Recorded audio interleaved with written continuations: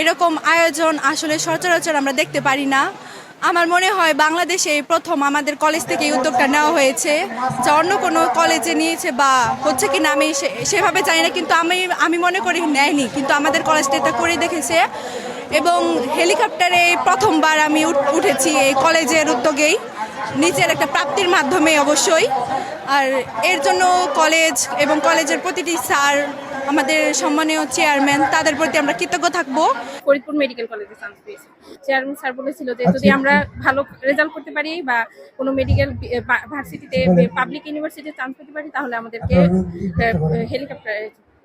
হেলিকপ্টারে চড়াবে।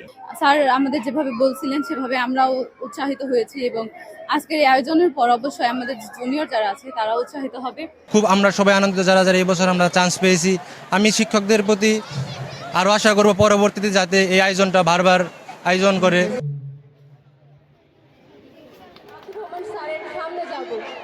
সব দিক দিয়ে আমাদেরকে সহযোগিতা করেছেন।